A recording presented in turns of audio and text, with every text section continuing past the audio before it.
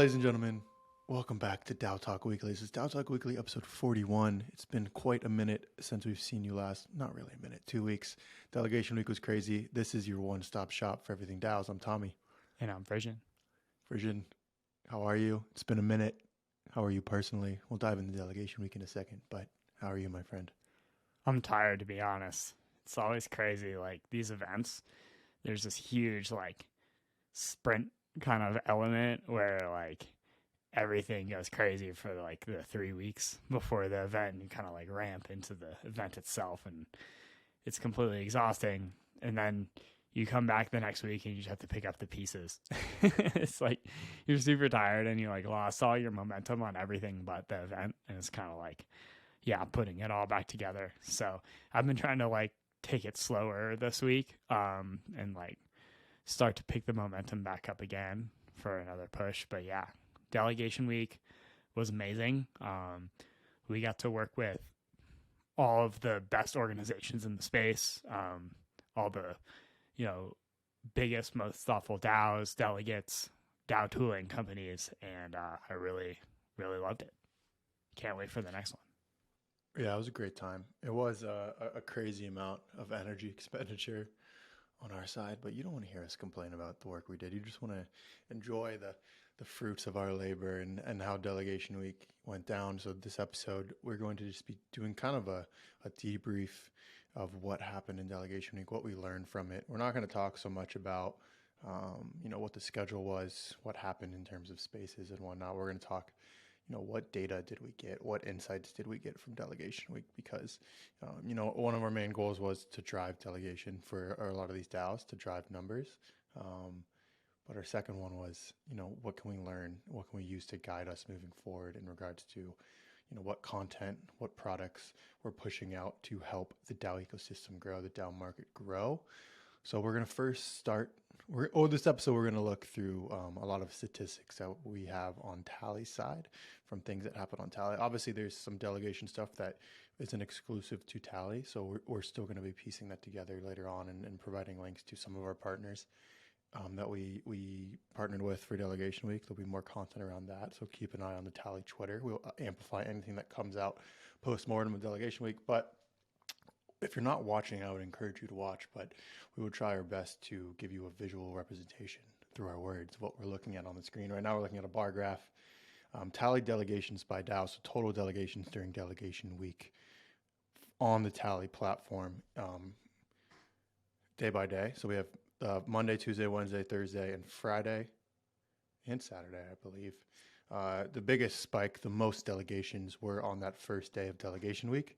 And a pretty common theme throughout the entire week was one particular DAO received the majority of delegations. Frisian, I'm interested to get your take. Is it, you think it's just because of the size of the DAO or because of the recency of the DAO launching? That is Arbitrum DAO, if you're not looking at the graph. They probably receive, I'd say, like 85% of delegations on the first day, and it's pretty standard throughout the rest of the week as well. They received 533 new delegations on day one, and then about 300 a day throughout the rest of the week on average. And then, say the closest following would be like Optimism, around like 60 to 40, and then followed after that by Gitcoin. After that, it's pretty much immaterial in regards to delegations. You have one or two here or there throughout the week, but Arbitrum was the big one, followed by Optimism, and then Gitcoin, ENS, Uniswap after that. Frisian, thoughts on that? Like, why each one? Like, is it because it's the L2s? Do you think that's why? Yeah, it's a good question. I think there's multiple factors at play.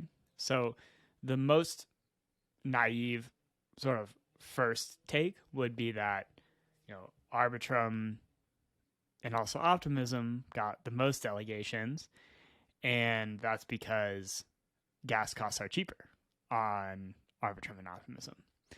But when you dig into what actually happened during delegation week, it's not necessarily obvious that that's the main driver. And the reason I say that is Tally partnered with a variety of DAOs to offer gasless delegation, where the DAO funded a budget and then Tally relayed transactions and paid the gas on behalf of the user for delegations during delegation week. And we did this actually with Arbitrum, but we also did it with DAOs that are on mainnet like Uniswap and Gitcoin and ENS and Pool Together. And so, that adds a little bit of mixed signal to the story, right? Like, was it really because of cheap transactions when during delegation week, at least, transactions were free on a lot of these DAOs? So, I think that's one interesting point to dive into. Another element to consider is just the size of the DAOs. So that's definitely part of the story. Arbitrum has over 100,000 voters in it, and then if you look at a DAO like Uniswap, it's still very large with about 30,000 voters, but 3 times smaller than Arbitrum. So I think that played a role, but it still doesn't explain the disparity, right? Arbitrum had, what's the number here? 593 delegations during delegation week, and then the DAOs on mainnet were closer to 100 or 50 delegations, right? And so Arbitrum is larger than some of the mainnet DAOs, but not to such an extent that it explains fully the difference in delegations. I think my personal hypothesis for what is really the key driver of which DAOs had a lot of delegations versus had fewer delegations really has to do with culture and incentives. So an example of specifically what I mean by that is I think when we saw the launch of Optimism and their token and their DAO last year, actually right around this time, the DAO just passed its 1-year anniversary. Shout out to the Optimism Collective. Over the past year, there's been a little bit, I would say, of a precedent set within Optimism about being rewarded for governance participation. So I think there was actually an airdrop that went to governance participants in the Optimism Collective over the course of the last year. And there was also multiple retroactive public goods funding rounds where participation in the collective was certainly like a big factor in who ended up receiving the retroactive public goods funding. So I think people like Ethereum participants, roll up L2 participants learn from this. And I actually saw a lot of discussion around this during the Arbitrum airdrop, right? There's kind of like this potential precedent of reward for governance participation. And I don't know whether the Arbitrum DAO will do that. But I think something we see in the space is like once one DAO, kind of does it, people will look at similar DAOs and say, hey, maybe that's something that could play out here as well. And then also I think just like there's a culture of using the chain more, right? So even though theoretically the participants in these mainnet DAOs could have delegated for free this week, I don't think they're in the habit of doing so. Whereas with Arbitrum, the average user is much more likely to just be like ripping transactions on the chain, right? Because they're used to it being cheap and fast.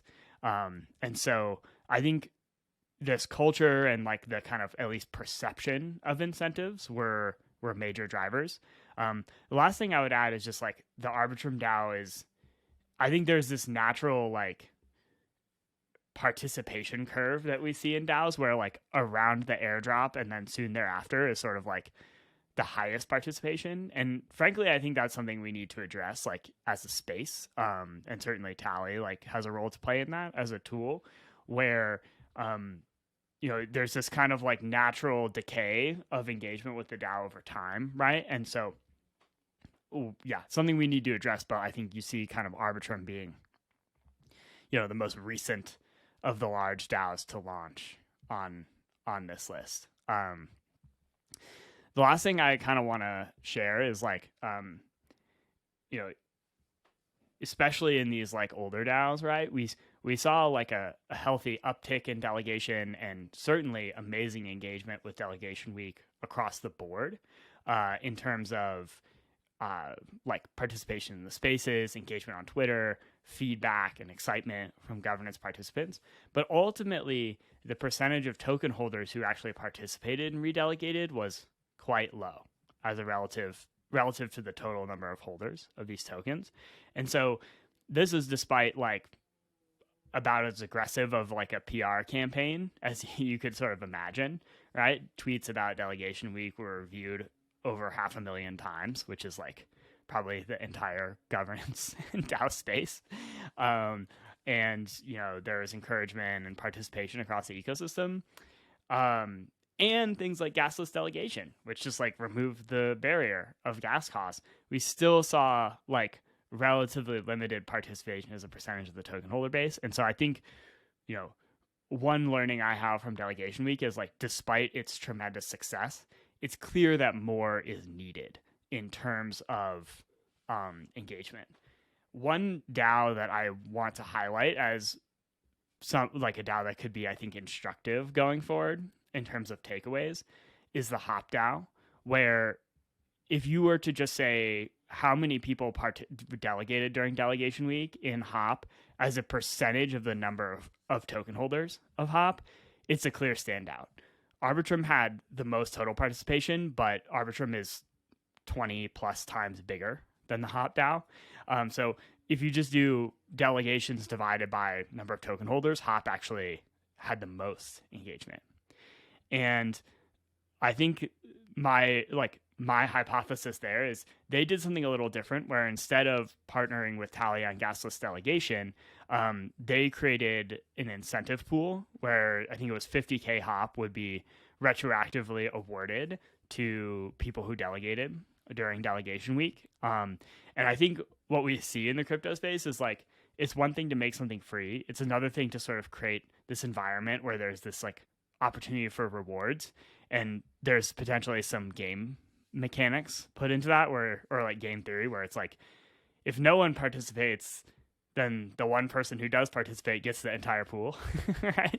It creates this like dynamic where people race to participate. And so I think there's definitely something instructive there in terms of the potential for like, I think making governance free is kind of table stakes. Like, I think we're going to continue to invest in the gasless delegation and things like gasless voting. But I think there is also the potential for maybe some more incentives there, which that's where things get a little bit trickier, right? I think as a space, we need to be very thoughtful about like the way that incentives interact with on-chain governance. But I think in terms of like driving engagement, right, we kind of see a bright spot there, and I think that's really my hypothesis for the driver. So those are a few of my overall thoughts on Delegation Week, just having observed everything play out over the last week. Yeah, I think it's like it's good to have experiments like this, like where we did just like fire hose the marketing campaign when it comes to blasting people with like Delegation Week, delegation information and education, so that we can really see like, hey, this data is probably the best data we're going to get around it in terms of like everything you just mentioned, and like behaviors and the way DAOs operate and the way users are operating for different DAOs and L2s versus like something like Gitcoin or Hop. So I think, yeah, I don't know if we'll do something like this again in the future, because I think it's kind of like or maybe not for a while, because I think everything needs to kind of mature a little bit more. Like you said, like it is table stakes, and we're going to continue to invest in it. But it'll be interesting to see, like how this changes going forward. Something interesting here on another graph is not necessarily total delegations in terms of individuals, but the most votes received. So larger users, larger token holders delegating a larger amount of tokens. The top two our two Hop DAO delegates, Dibsy, who was on One Space last week, and then Olympio Crypto, who's a large Arbitrum delegate as well. Dibsy received 6 delegations, but the most total votes, about 3.8 million votes. Olympio received 14 delegations, 1.2 million votes, and then following up, we had one for Gas DAO, which was 500,000 votes. Then we got Uniswap, another 500K, and then another Hop, 376K. Like a common theme I see here is a lot of votes were redelegated or delegated initially in terms of like pure size to Hop DAO. Do you think that has to do with the fact that they kind of, I don't know if gamify is the right word, but like had a different incentive structure for delegation week versus just gasless delegation? I think for better or worse, right? In crypto, people respond to incentives and they respond to competing over incentives, right? So like I think the takeaway from that is both like, oh, interesting. This is kind of an opportunity to explore how to drive governance engagement, but also, right? Like, it's like a powerful tool, right? It's like the nuclear weapons of crypto, right? Deploying incentives. It's like, it's powerful, but like, do you want the power that that it unleashes, right? And in particular, like, you know, you want to be careful with what you incentivize. You know, if people are competing to gain some kind of reward that's like not actually aligned with like optimal governance behavior, you know, with basically optimal stewardship of a DAO, then that's actually going to be counterproductive, right? And there will be more engagement, but it will make governance worse. But at the same time, I think, again, similar to the nuclear weapons analogy, like when we see this behavior, like it means that it's going to happen, right? Like ultimately, DAO engagement long-term DAO engagement needs to improve. When we see things like, you know, this participation drop off over time, it creates also existential challenges in the DAO. Gitcoin is a good example where, you know, we saw a lot of participation during delegation week, and they really need it because they have been struggling to reach quorum for on-chain proposals, and they're actually struggling to like sort of get initiatives across the finish line in the DAO due to declining participation. And so I think like even though something like incentives are dangerous, when we see this like potential for increased engagement, you know, the fact that it like people will deploy, you know, that tool eventually, right? So I think there's a need to have like very thoughtful people in the space thinking about like what that looks like, because, you know, given the challenges we face with governance engagement over time, and the fact that it's clear like just communication and PR and campaign initiatives like delegation week aren't enough to like fully fix the problem. You can kind of see the potential for where we're heading. Another graphic right here. Maybe we can kind of just end with this along in the same vein. This is kind of I'm actually kind of amazed by this statistic. Total voting power moved on Tally by DAO, and this is just using Tally, so there's probably others as well. Arbitrum Core had almost 5 billion total voting power moved across the entire week. The closest to them was Wendao, which wasn't even a billion, but that kind of blows my mind a little bit that much voting power was moved in just a week. And even in a week when we are saying now like not that much happened in regards to redelegation and voting power moved on Tally. Uniswap, Hop, Optimism, Gitcoin, ENS, all close, but close to each other, but not close to Arbitrum. Pretty wild. Yeah. Thoughts on this at all? Maybe like some closing thoughts around just where we're going moving forward, what we should be looking forward to. What's your like top learning from it all? Yeah, I think my biggest takeaway is this is like step one, right? In many ways, delegation week and all of the initiatives that took place, some of which were, you know, Tally driven, others which were driven by other DAOs and DAO tools is kind of like the first big concerted attempt by the DAO ecosystem to drive engagement up around anything other than an airdrop, right? I think we've sort of solved that, like, when the DAO is launched and if there's like a token claim, you can put delegation into that token claim, and then kind of people will engage with that, and then sort of that first period of the DAO will have a lot of engagement in it. But I think we've also established that like that engagement decays over time, and so this delegation week is kind of like this first, I would say, like meaningful attempt to re-engage DAO audiences. And I think it was very successful in many ways, but also highlighted that it has to be just the first of many attempts, right? So I think the good news is there's a lot of really smart people in the space, both working inside of these DAOs and also at tooling companies, Butter, Karma, Tally, that are really focused on this problem. And I think we will see.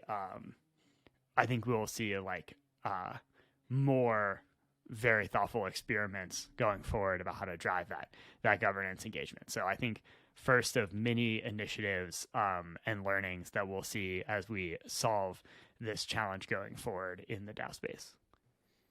Yeah, very well said, my friend. Very well said. As always, we will always be covering everything when it comes to all of this. DAO Talk will continue to cover it.